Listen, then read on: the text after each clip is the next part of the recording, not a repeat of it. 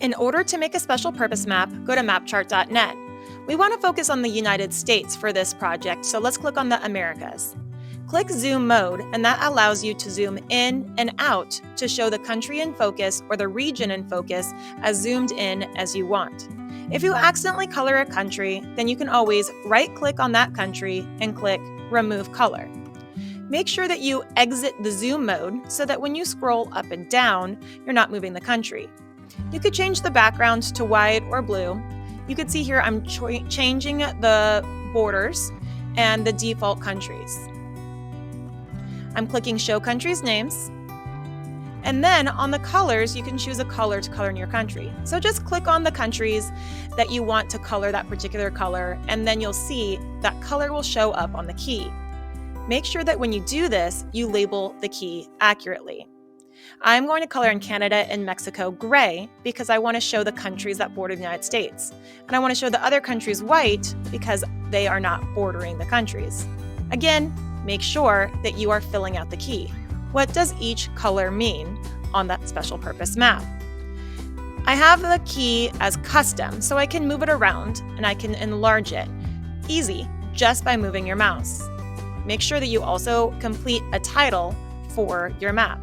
The United States and bordering countries. You can change the font. You can change this into 2 columns or 1 column. You can change the background of the key as well.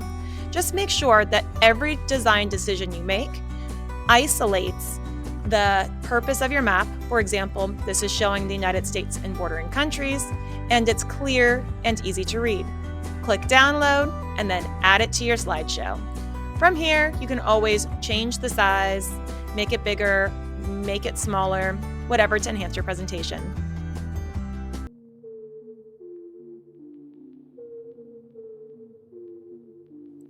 In order to add your own custom bar graph, click Insert, Chart, Bar, or Column. Click Link Chart and then Open Source.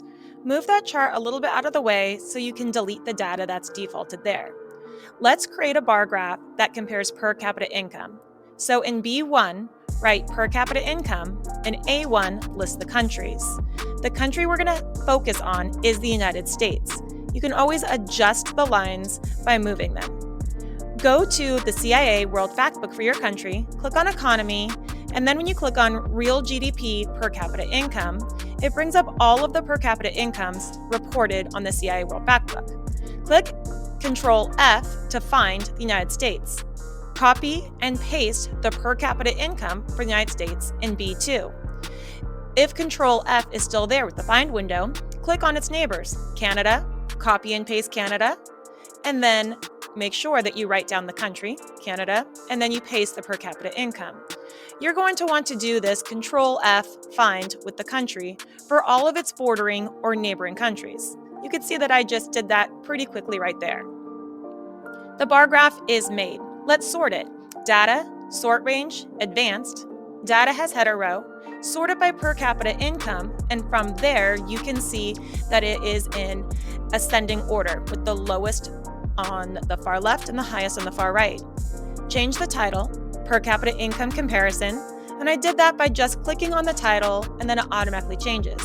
You can see that Google Sheets is pretty user-friendly. If you want to change something, just click on it and you can edit it. The chart editor automatically appears on the right. You can change the font size, the font, the color of the font.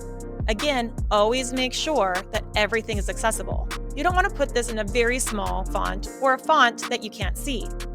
In order to change a country's color, click on the bar. When you click on the bar and all of the bars have a blue line around it, you can automatically change all of the colors. To isolate a country like the United States, double-click on that one bar and then fill the color with whatever color you want to make sure that that's isolated. That's if you want one specific country or data point to be isolated. You can see on the right, I clicked Series and Border Color. And you can see that from Series and Border Color and Background, you can make the background transparent. You can make the bar graph 3D. I'm changing it back to white. You can also see that I have data labels under Series, and I clicked on data labels, and that shows the data.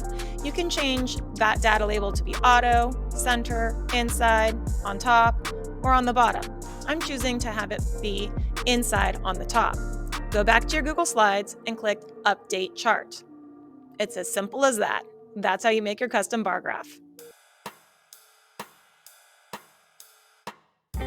Let's review how to research a current event. I like to start at news.google.com because this gives a general overview of a lot of different news sources and types. So type in your country plus a topic like economy or society or health, and then scan through the titles and dates. Make sure that they comply with your research task. You might want to change your search terms. United States plus education, United States plus inflation. I'm going to click on this Associated Press article. Now make sure as you scan through the article that it fits the criteria. Make sure that you check out the author and the date to make sure it was published within the past 6 months. Also, ensure that it's from a credible source, publishing company, or news outlet. Try to avoid blogs. It's really nice if you have some specific data, quotes from experts, and/or relevant sources. Also, make sure that it's long enough to give the reader a deeper understanding of the topic at hand.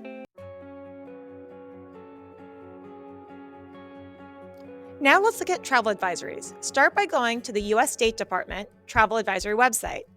On this website, you can click on the search box and type in the name of your country and find its travel advisory level. Let's look at Canada. As you scroll, you can see that Canada has a level 1, exercise normal precautions. You can see the travel advisory level on the right. As you scroll down, expand the tabs to reveal more information about destination descriptions, embassies, safety and security, as well as any type of local laws, special circumstances, and health that you want to be aware of. Every country is different, so it's important that you open up these tabs and scan through the information to have a greater understanding of the level of safety traveling.